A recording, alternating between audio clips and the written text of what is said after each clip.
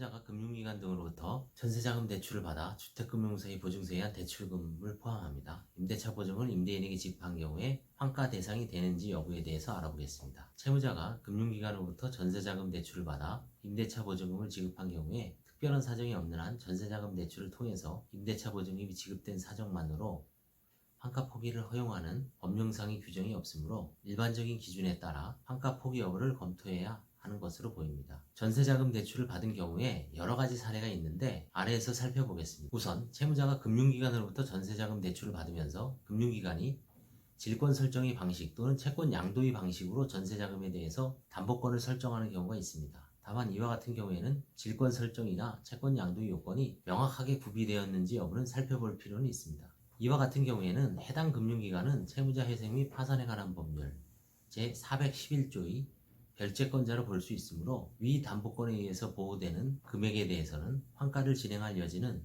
없다고 보입니다. 둘째, 해당 금융기관이 임대인에 대해서 채권 가압류를 하는 경우가 있습니다. 채권 가압류 절차에 의해서 임대인이 임차인에 대한 임대차 보증금의 지급은 금지되지만 채권 가압류 결정은 파산재단에 대해서 효력이 없으므로 이와 같은 경우에는 채권 가압류 결정에도 불구하고 일반적인 기준에 따라 환가 여부를 검토해야 한다고 보입니다. 셋째, 해당 금융기관이 아무런 조치도 취하지 않은 경우가 있습니다. 주택금융공사의 보증서를 받고 일반 금융기관이 전세자금 대출을 하는 경우에 일반 금융기관, 주로 은행이죠. 은행은 채무자가 전세자금 대출을 변제하지 않아도 주택금융공사로부터 보증서에 의해서 대출금을 지급받을 수 있으므로 법적으로 필요한 질권 설정이나 채권 양도 등의 절차를 거치지 않는 경우가 다수 있는 것으로 보입니다. 이와 같은 경우에는 공적 자금인 주택금융공사의 자금이 면책 절차에 의해서 면책이 되는 경우이므로 환가 기준에 의해서 포기한 금액, 범위 임차보증금 플러스 생계비 플러스 기타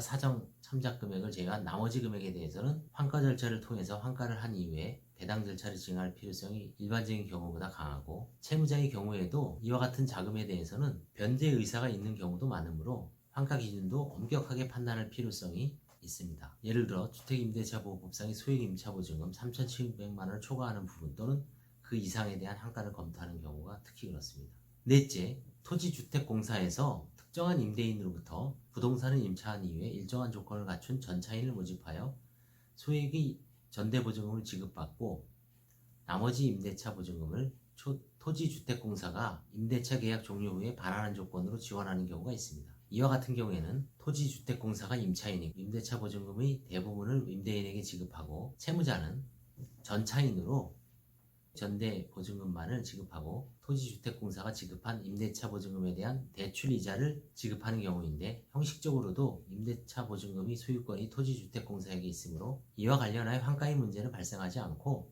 채무자 명의 전대차 보증금에 대해서만 일반적인 기준에 따라 환가 여부를 검토해야 할 것으로 보입니다. 채무자 명의 전대차 보증금은 전체 보증금의 5% 정도로 수백만 원 가량에 불과하고 환가 여부가 문제되는 사례는 거의 없는 것으로 보입니다. 다섯째, 채무자가 주택금융공사의 보증서에 의한 전세자금 대출을 받고 이후에 임대차 계약 종료 시에 해당 임대차 보증금을 수령한 경우에 이를 다른 일반 채권자에 대한 채무 변제에 사용한 사례가 있었습니다.